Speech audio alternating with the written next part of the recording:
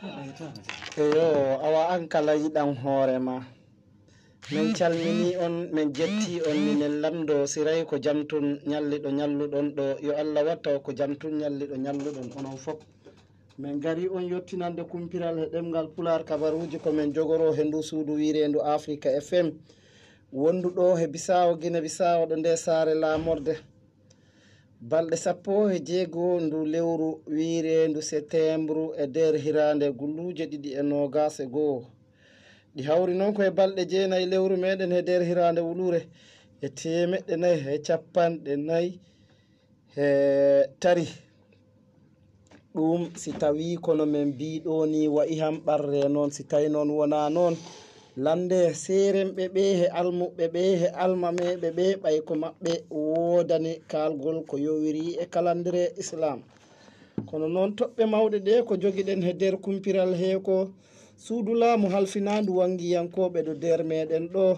ɓe kolliride wondema he o ɗo jamanu ɓeɗo ko kaali ko yowiriro sengo maɓɓe ko wona gongi keddoɗa noon he nder kumpiral he paama ko hoɓe ɓe mbi ɓeɗo baɗoɓe kawriral o kalanda wire ka PRS e nder ɗum kawrigal maɓɓe jeegaɓol ɓe mbi wondema ɓe cuɓi maɓɓe jeenayo ɓeɗiɓe toon to on maɓɓe e ngol maɓɓe sumgo ngo ɓe paala wadde ɓe ganduɗa bawat gemboyade mawɗoya on partidu toɓɓe mawɗe ɗe tun kam balɗe ɗimin nangani masiŋaji ɗi Abdoulaye balɗe ɗi nangani mi pasan Facebook ga haalirde ga ko mawɗo toroɓɓe o no wowri ni ministére du tourisme artisanat ɓe mbi wondema wona gongi ɓeɗo nde fedde wirende association de opérateurs touristicus similiaris woni mana ɓe ganduɗa liggoro he nder ɗinɗon piiji keriɗɗi he nder mana cuuɗi keriɗɗi jaɓɓoroɓe wangiyankoɓe he nder leydi he ha yimɓe ɓe paama wano barji e gueɗe goɗɗe he ɗinɗon piiji heɓe jara ɓe gone he oɗo jamanu Umaru Balde makko woni joma konngol he maɓɓe makko ha wani he nder jaltingol konnguɗi makko Umaru Balde wi wondema ɗum ɗon wona noon wayi piiji ko ɓe cifiron ko sellani he nder ɗen ɗon gueɗe e nder on saga noon mo holliri wondema woodi he maɓɓe ɓe joɓara e oɗo jamanu e maɓɓe ɗi woodi ron ɓe ganduɗa ɗi ñawli ko dumuna juuɗo Umaru Balde de holliri e nder kumpe konguɗi muɗum wondema he nder nde ɗo yontere ko ɓe baɗiran jilngu maɓɓe ɓe daara dulaji ɓe tawi dulaji ko ɓuri temdere he nder ganduɗa ɓe gala kayre maɓɓe ɓe du'a ɓe baɗali piiji ɗi no du'a warrede ni makko Umaru Balde ko ɗum woni ko mbo humpiri e nden gonɗon sengu he nder ɗum noon mbo wi wondema yimɓe maɓɓe ɗiron ɓe bindaki he nder ɗen ɗon gueɗe bi wondema wona inɗe mumen ɗe kollire he nder ɗum kono noon ɓay ko jawlele laamu tawi noon koma rewne he rewnere he no mbo wirini makko Umaru Balde haylini laamu Guinea Bissau ɗi nangi laana juwoka woni ko wiire no ɓe mbi wondema laana awoka ka nder mayje meɗen kaɗɗe laana ka noon wooda ko Guinea Conakry ɓe bira laana ka sabu 13 he nder ɗum noon ka nanga he nder mayje meɗen kaɗɗe ɓen gawa hen e dow suuɗayru ko rewani he laawol he nder ɗum noon laamu Guinea Bissau he nder seto maɓɓe lappol maɓɓe jagorɗe woni ko wiire comité interministériel ko wiire interministériel commission interministériel yaadude e maari famɓe wonno yeesonga maɓɓe he nder on ɗon sanga e nder yottade ɓe roon ɗum ɗon noon holliri wondema mo wi kalam laana nangaka ɗi awa he ko rewani laawol ko gueɗe kattondinɗe ɗe hollere he on ɗon sanga mbo wi noon no mbo holliri makko maari famɓe ɗeɗo leyɗele Guinea Conakry e Sarliyon e leyɗele goɗɗe sonoyo ɗi mbaɗa pour suuɗayru awgol he ko rewani he laawol awgo rewani he laawol he nder mayje meɗen kaɗɗe he oɗo jamanu maari famɓe e nder guddugol yewrere makko he mbo wi wondema Guinea Bissau kan woni leydi ɓurdi mana toƴƴude ko ƴamtara e amande saga nde nangi wuyɓe e nder mayje meɗen he oɗo o nder Guinea Bissau he walla he nder ɗeɗo leyɗe ɗe keruɗen. Mbo wi Sénégal Mauritanie e leyɗele goɗɗe si nangi laana jananka han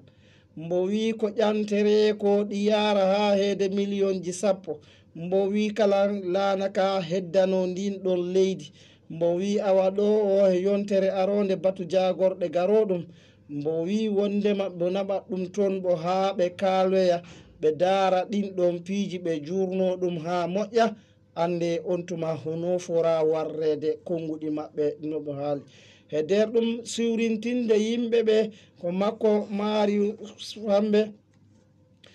mbo ganduɗa makko woni ministre des pesca he oɗo jamanu mo yaaduno e seto timbungo he oɗo yaɗo secrétaire du stade de ordre public e secrétaire de stade de tisoru public ɓen ɗon ɗi jano tisoru ɓen jaaduno ron he nder ɗum noon Marius Fambe holliri wondema wona goro ran darto ko enen pii ɓiɓɓe leydi ndi ala o ma o kala jiiɗo ko sagani ɗi waɗe awa no haal. Ɓeɗo gonɓe he wadde heblungo kawrirgol ka o partido biyeɗo partido rénovation sociale PRS ɓe cuɓima ron yimɓe jeenayo ɓe kolliri wondema he nder ɓeɗo ɓe jeenayo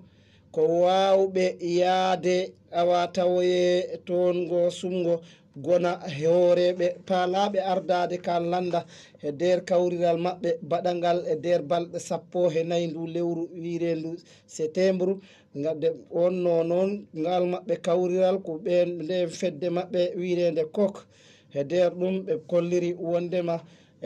ko yimɓe maɓɓe kala paalanoɓe wonde koolaɓe kuuɓal toon he bindi e nder ɗen ɗon gueɗe ɓe jaltini ɗum noon ko he hello maɓɓe wirengo Facebook. E nder on saga noon ɓe mbi wondema ko maɓɓe jeenayo jalti wondema ɗi baawi yaade ron gonoya président walla ɗaɓɓoya ketgol yeeso on partidu. Ɗinin inɗe maɓɓe ɗe ko o bireɗo Alaji Sonko he Alberto Mbuñambeya he Arthur Sagna he Augusto Pogna he Sertori Biote he Florentino Mendes Pereira he Ibrahima Sori Diallo he o bireɗo Mariu Sionu Fambe Mariu Fambe he o bireɗo Ribna Bider Inket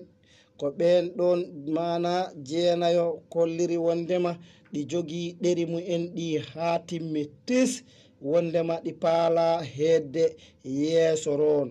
maɓɓe nayo noon ɗin toon ɓen kayre mu'en ɗe timmani e nder ɓen toon yimɓe in tawa o bireɗo Dionysio Kabi he o bireɗo Domingos Quade he o bireɗo Francisco Fernando Yala he o bireɗo Francisco Birandaw Pereira ko ɓen ɗon nayo woni wondema no dartu keeji mu'en ɗi walla ɗeri mu'en ɗi gattaron ha laare hono ɗin ɗon piiji bawi worrude e on ɗon saga awa gongol o bireɗo Domingos Quade mombo nelara o woni ko wiire directeur di campagne on inde makko wiire Raimundo Agostinho Yala makko Raimundo Agostinho Yala mbo wi wondema he nder ɓeɗo bireɓe kok woni commission organisateur du congrès ɓen bi wondema mbo wi ɓen de ɗin he lawol pewgol kono kombo toriɓe no ɓe ɓeydu wadde hunde nde ganduɗa ɗi yaadi e jamanu ko ɓe paalako no warrere ni ɓe mbaɗa ko laaɓi ko ɗum mbo holli makko on bireɗo Agostinho Yala e nder ɗum noon paalaɓe wonde secrétaire général du partido o bireɗo Lucas Nasanya e Anselmo Mendes e men ɗiɗo ɓe ɓeɗima ko laaɓi poy e nder ngal maɓɓe kawriral ngal ɓe ginniri wondema joɗoɗen daren ko hono o bireɗo docteur Coumba Yala wonno miijo muɗum e nder leydi meɗen he oɗo jamanu woni no ɓe kaldiri ni ko ɗum woni mana inde nde ngal maɓɓe kawriral ngal ɓe kawrita ɗo e nder leydi he haylinni keddiɗen e nder kumpiral meɗen jaderen koye oɗo fannu fannu kollirɗo wondema mboɓe bi ko wiire orsamento aberta ɓe kawani mana qimande ko udiri ko watte ko fof he oɗo jamanu ɓe mbi ɗum ɓe kawriri ɗe pelle ɗe noro saro laamu ko wiire organisation de société civile ɓe mbaɗi kawritgol maɓɓe ɗo e nder Bisawo ɗo e nder ngal kawriral ko ɓeydondirgol gandal pamtingol yimɓe ɓe qimane batteɗe ɗe tawa mbo kala gandal muɗum ɗin he nder ɗen ɗon gueɗe no ɓe birini o bireɗo Fodé Karamba Sagna ko makko woni yeeso nga nden fedde wirende mouvement national de société civile fedde dowbaɓe nde Noro Saro laamu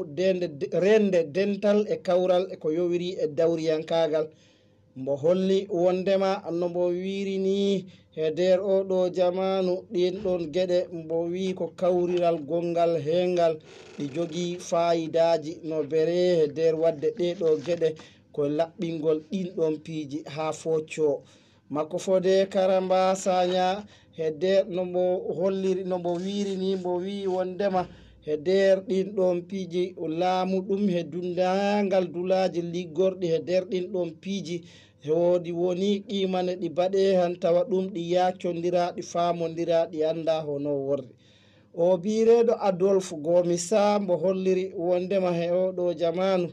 e nder ɗin ɗon piiji walla e nder ɗen ɗon gueɗe wadde fondane ha ɗin ɗon piiji e nder ballal ngal ɓe keeɓi he ɓe bireɓe UNICEF noon ko sebre woore e gorago windere e nder leydi e aduna he nden sedde woni ko wallondirde he maɓɓe e nder on ɗon jamanu awa en jiwiɗo kay wiɗen koto funnange leydi meɗen to région Bafata ɓe mbiɓe mbaɗiron kawriral ɓeydondirgol gandal e nder ko yowiri dargol werlaji walla dirgoroɗi dondoroɗi dolle tedduɗe e natoɗi e nder leydi meɗen e ko honoɗi jobrara to ɗe leyɗele bi'ereɗe uya mowa ko andi gandingol yimɓeɓe ɗin ɗon piiji hono fora waɗede o bireɗo Kaba Sambo makko woni gouverneur mo région Bafata o e oɗo jamanu no mbo ɓe mbi kawritgol ngol ko saabi ɗum ko gandingol yimɓeɓe ko bimi on to dowro Brahima Diassi ko makko woni ko ɓe mbira directeur général d'infrastructure et transport woni keɗɗo yeeso e sengo kalluji e sengo dogantereri e nder leydi meɗen e oɗo sanga no piiji ɗi gorrini e wadde ɗin ɗon gueɗe toon to leydi meɗe toon to Bafata noɓe hollirini ko ɗum saabiɓe hawrintinde yimɓeɓe ron ko ligge o bireɗo docteur Martins haylinni en jiwi ron to région Bafata en garsi ɗo ɗo nder Bisawo ɗo conkolon ɗon nde fedde wirende ANAPROMED association nationale de protection des travailleurs domestiques hoko domestique ɓe mbi wondema ko liggoroɓe e nder cuuɗi yimɓe e oɗo jamanu daranagol ɗen ɗon gueɗe e nder ɗin ɗon piiji noon kawritgol maɓɓe awa ɓe jaahi ɓe mbaɗoyi darde maɓɓe sappo jaam yamiwo ɗo e nder leydi he to ɓe mbaɗoyi gon sappo noon ko yeeso suudu laamu halfinandu jande e nder o jamanu o bireɗo Seni Bakay Kasama yeeso nga maɓɓe mbo holliride wondema woodi e maɓɓe liggiɓe ko ɓuri ɗon duuɓi 15 meeɗaka okkede tama jalamo en o hayñade worere kono noon on ɗon jagorɗo kalfinaɗo ro sengo jande woni ministre de éducation et enseignement supérieur o yaltini cimtol kollirgol wondema he oɗo o jamanu hay goro he maɓɓe kala neɗɗo mo ganduɗa ɗin toon he nder on sanga liggima ha duuɓi 40 awa koma ruriro he fowrere muɗum tawa ligge mum de'ima ko Seni Bakay Kasama mbo wi wondema ɗum wawara wonde si tawi mbo wi ɗum wawara wonde si tawi worri noon neɗɗo ko a yoɓat ɗum ko ñawliɗa ɗum ko piiw de puɗɗa ɗum wiide yaaro cuuɗi awa he nder maɓɓe on wonɓe ronɓe ɓe mbi wondema ligge maɓɓe ɗe ɗi mettino bereɓe ɗum woni associaduɓe maɓɓe ɓe mbi ke nder tarore ɗe ɓe pittara he ɗin iskolaji ɓe tawa ton ñolantereri no bere awa he nder ɗum noon tawa hawranani ɓe joni ɗum laamu ɗum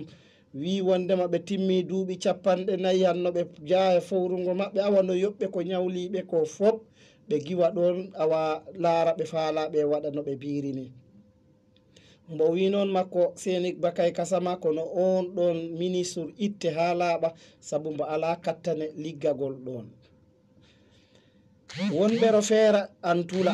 ɓe mbi wondema ɓen ɓittiron no ɓere ɓe pawi juuɗe maɓɓe ɗero dow ko eroɓe luuki paabe surtout noon o bireɗo Ceerno Diallo faabo ngo mo luuki ko mboyi wondema woni balɗe tari ñolñolo o ittakaro nder toon to feera maɓɓe antula.